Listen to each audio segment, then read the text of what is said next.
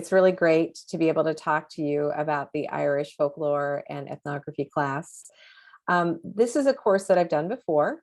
I've done significant work in Ireland as a researcher, and the primary focus of the course is twofold. Is one is to have a kind of off the beaten path, off the shelf, a non-off the shelf experience in Ireland, and to learn important ethnographic research techniques.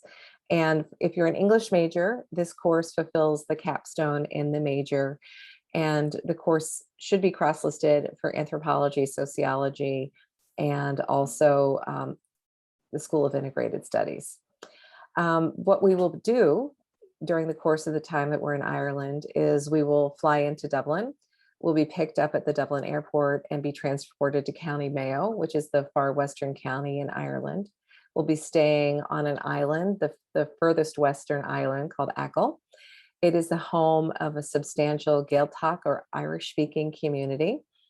And we will be doing things like doing tour work where we're driving around learning about the landscape and the important historical locations on the island. But we'll also be doing interviews and observations of different types of cultural experiences. So we'll be getting there right before New Year's Eve. And on New Year's Eve, we will go to a local pub for dinner.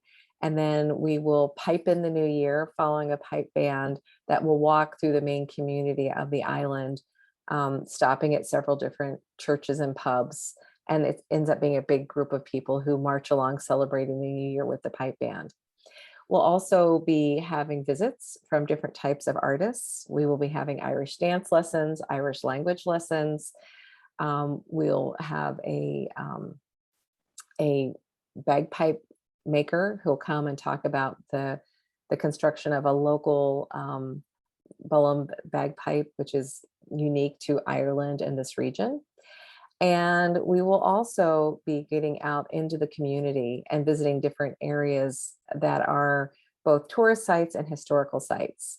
So Achill was an outpost for the pirate Grace O'Malley. She had a castle overlooking one of the bays, and we'll be visiting that. We'll take walks in the country where you'll see beside me. This is like a picture from one of the walks that we did the last time we were there. We will be living in a hostel together.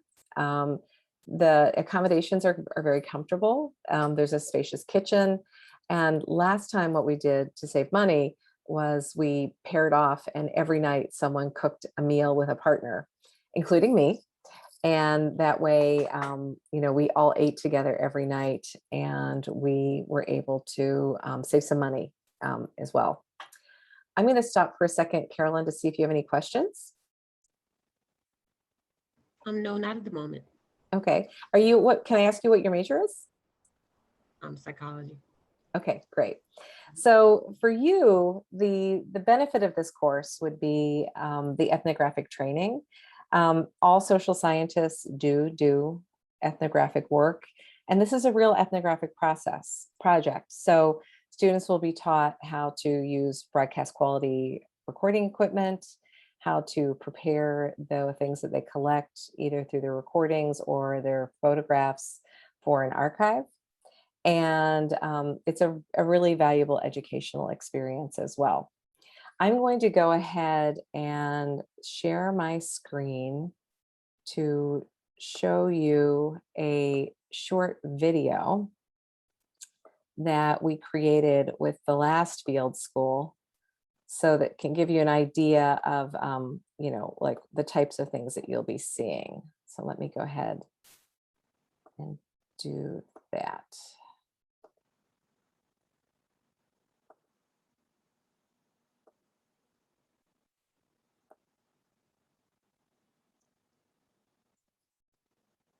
My experience with the field school has been really special and fun. I've never been in the classroom so interactive.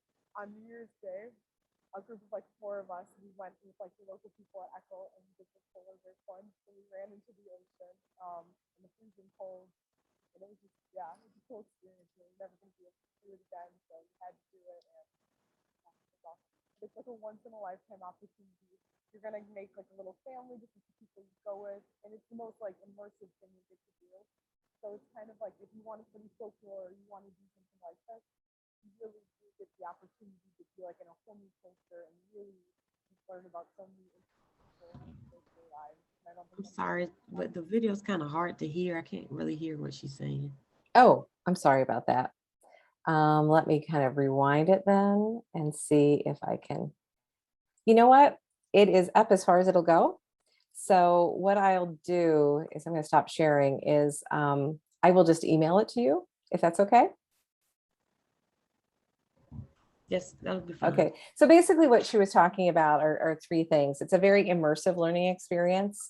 So every day we'll be out doing things. We'll be visiting the deserted village. We'll be visiting old cemeteries. There's a coffin trail on Echo Island, which is a trail that kind of went from one end of the island to the other, where during the Great Famine, family members would carry their dead across the coffin trail to bring them down to the church for last rites and burial. While we're doing that, we'll be doing a documentation project as well. So every event that we go into will be both an academic learning experience and also, kind of like it's kind of like an in-depth tourism where you really get to know the people and the place. We'll be on Echo for about 10 days, and then we will go east to County Wexford. And there we'll spend about 4 days with folklorist Michael Fortune. Michael is a self-taught folklorist, and he has been documenting folk culture around County Wexford and that part of Ireland for the past 15 years. And he will actually teach us on the ground ways to do documentation with our cell phones and just the equipment that we have with us. Last time we were there, we actually stayed. Michael has a guest house, so we all stayed in his beautiful home. I'm assuming that we'll be able to do that again as long as we're all vaccinated, but that's something that we'll have to confirm. And then when we're done in Wexford, we will go back to Dublin and we'll spend the last 4 or 5 days there. While we're in Dublin, we will visit the Folklore Archives at University College Dublin. And we'll talk to the folklorists and archivists who work there, and they will share with us the National Folklore Collection and show us the variety of things that they have there. The first 2 days of the class, I will actually be going over some of that material that's online with you, but then you'll actually get to meet the people behind it. And then we'll be spending the rest of our time in Dublin. Part of what we'll be doing there is we'll be traveling out to some Neolithic sites like Newgrange and Tara, which are older than Stonehenge. And we'll be doing a tour there. We usually go with an archaeology professor who's actually worked on the dig on these sites. And he will be touring us around, showing us these sites and their significance, both archaeologically and historically. And then we'll also have time to just to have fun in Dublin. There are amazing museums. The Archaeology Museum in Dublin has a collection of bog bodies that date back, thousands of years. These are people who died and fell into the bog and are perfectly preserved. They have beautiful gems and minerals and gold collections. And then, of course, there's art, and there'll be things like things like you can go out to pubs, you can go out to literary readings. There are all kinds of interesting things that you can do in Dublin in terms of both intellectual things and nightlife. It's a lot of fun. We will have at least 2 dinners together. We have a welcome dinner when we get there at a pub that'll be included with the event. We have a New Year's Eve dinner, and then we have a concluding dinner in our last night in Dublin. We'll be coming back, I think, midweek. So last time, students who were interested in seeing more of Ireland, a couple students went north to go to Northern Ireland and to do some touring there. And a couple actually took advantage of the incredible airline prices from Dublin on Ryanair and flew to the continent. And I think one student went to Paris and the other went to Rome. So that's also an opportunity before you come back to start classes at the beginning of the semester. Um, I've been talking a lot. Can I answer any of your questions now? Um, you were saying about the students will have training about how Yes. various equipment. Yes. Okay, so that's part of the It's all very straightforward. We get together in a group and Mhm. we sit down and we practice with the equipment. And I carry the equipment with me. I have a huge, it looks like basically a, it's a newfangled shipping container. It's a huge suitcase that I carry all the equipment, so you don't have to do that. And we'll all be in this pretty much in the same place. So what I did last year is I put it out in the hostel in the middle of the hallway, and when people needed equipment, they came and got it. But yes, you'll be trained. It's very straightforward. It's very easy. At the end of this event, what I do is I give students summaries to put on their resumes, because these ethnography courses are both academic courses. It's kind of like a combination of an academic course and an internship. So you will actually be learning job skills, like how to work in a team to conduct research, how to prepare research materials for archives, how to work with broadcast quality equipment. So even though most of the materials that we collect will just go into the archive, or we'll give copies to the folks that we work with, it is also possible for that material to be used for podcast, radio, and television production. So it's that high quality. Yes, so you do not have to know anything about ethnography or Ireland to succeed in this course. This is kind of boots on the ground. So everything that we learn, I teach you, and you will be finished with all of your materials, your submissions, by the time you get home. Some students ask to take a couple of weeks after the trip to submit things, and that's certainly okay with me. But last year, I think all but one student turned everything in before we left Ireland. So they were done. So the workload is, obviously it's a 3-credit course, but it is very manageable during the trip. Okay. Are you interested particularly in Ireland? Well, I'm interested in like media and journalism and things like that, you know. Ah, So that's why okay, great. Well, then Mhm. let me talk to you a little bit about the interview portions. So you'll be working with another student. So you'll have like we'll assign you to teams that you'll work together, so that no one has to go into an interview situation alone. But together you'll be meeting people and doing interviews with them. And so this is actually really great preparation if you're interested in creating multimedia or journalistic interviews. This more approximates like the in-depth reporting that someone would do over a long period of time, Mhm. because we're interested in depth rather than a soundbite. But certainly students who have completed field schools, not necessarily the one in Ireland, but I've been teaching field schools for the last 10 years.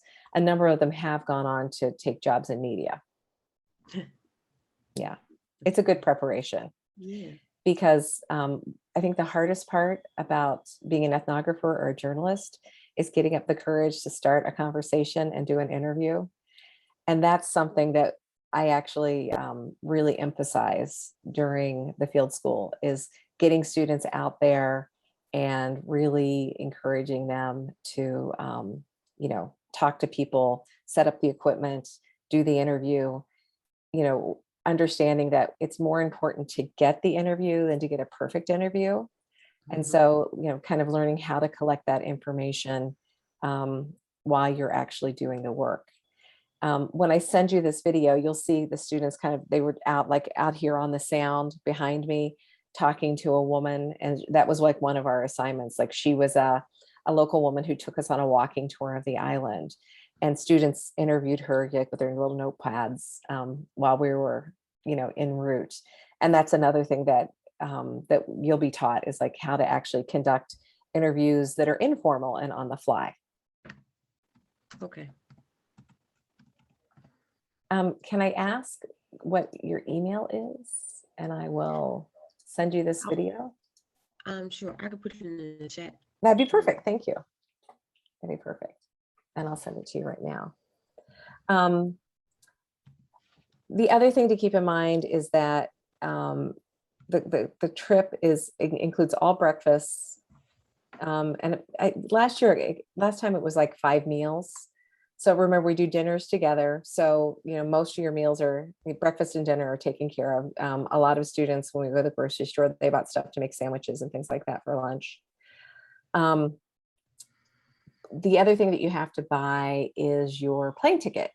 And I can tell you, I actually, help students find the best prices. And right now on Hopper, you can fly to Dublin during the time period, like during our dates, for $300. So there's a new app called Hopper, and they watch flight prices, and it's actually Is that it's a round something. trip or just? Yeah, that's round trip. Oh, okay. I know, it's great. Yeah. Yeah. So Hopper, it's called the app is called Hopper. So if you just go in and put in the dates, it'll watch them for you, and it'll say like, this is the time to buy.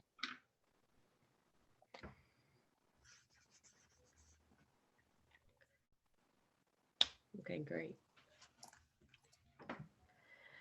And do you have to have a visa or passport for this trip? Just a passport.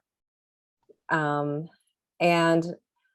right now, to travel to Ireland, you're not required to have a vaccine, although I would highly recommend that you do.